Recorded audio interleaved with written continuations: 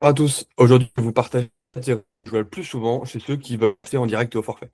J'en parle souvent, il y a beaucoup d'intérêt à ça, on a beaucoup plus de marge qu'en tant que sous-traitant ou en régie, beaucoup plus de visibilité sur le planning à long terme, beaucoup plus de liberté également dans son organisation et dans la façon de travailler, bref, les avantages sont hyper nombreux.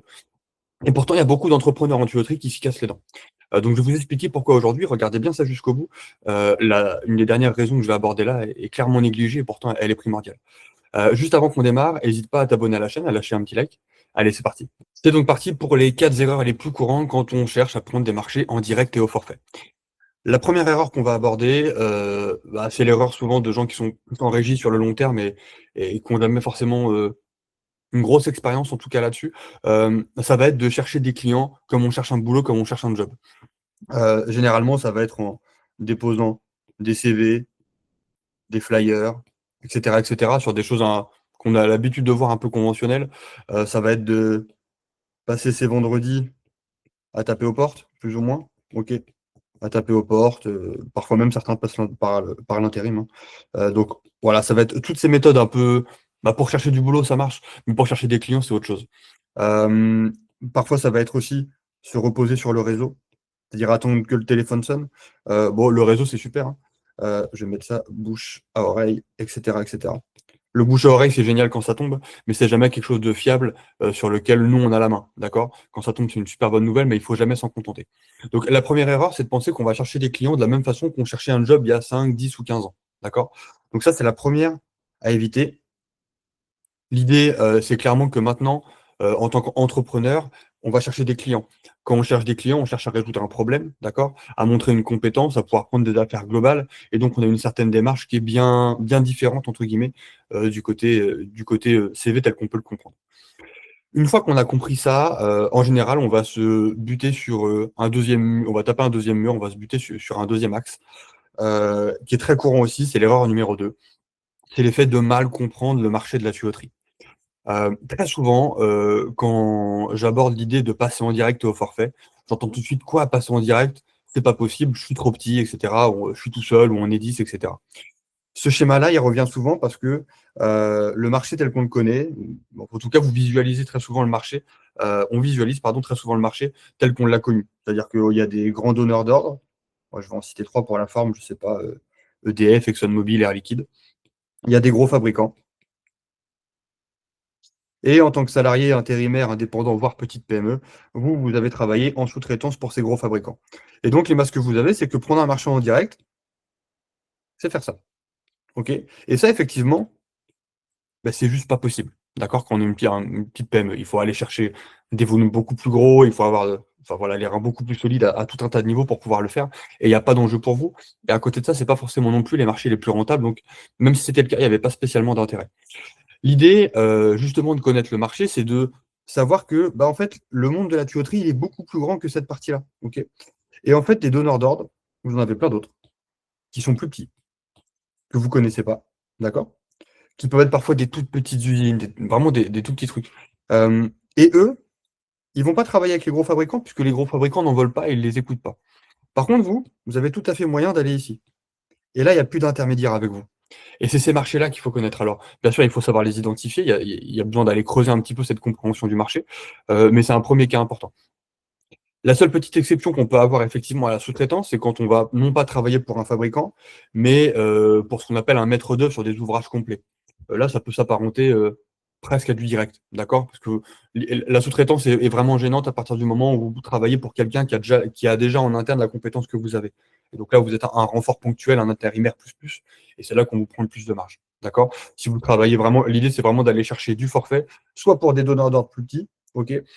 Soit potentiellement pour des maîtres d'œuvre, des maîtres d'ouvrage dans certains cas. Donc ça, c'est effectivement la deuxième erreur qui va aussi nous amener à la troisième que je vais te présenter tout de suite. Juste avant que je te présente les 2 autres erreurs qu'on voit le plus couramment pour aller chercher des affaires en direct et au forfait, hésite pas à liker, t'abonner à cette page et il y a un lien dans la description si tu es entrepreneur en tuyauterie.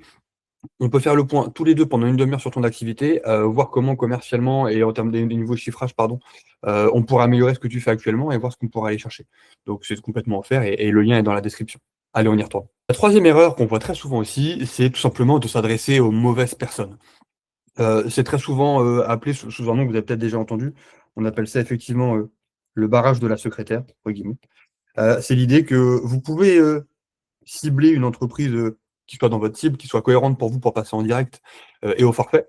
Mais si vous adressez à la mauvaise personne, bah, en fait, ça va tomber à l'eau. Vous avez pu faire tout le job avant, si là vous foirez cette étape-là, malheureusement, ça va pas marcher. L'idée, c'est d'identifier une personne qu'on va qualifier de passeur de commande. OK? Hop. Alors, soit passeur de commande, soit la personne qui a ce qu'on appelle effectivement le pouvoir de commande. La personne, en d'autres termes, qui a capacité à vous consulter et à vous passer une commande le cas échéant. D'accord?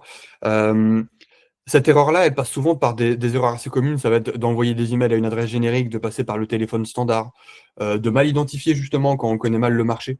Il y a des marchés où le passeur de commande peut être un chargé d'affaires, un responsable de projet, d'autres un responsable maintenance, et cetera, et cetera, et cetera, parfois même un directeur d'usine. Et ça va dépendre de à qui on va s'adresser.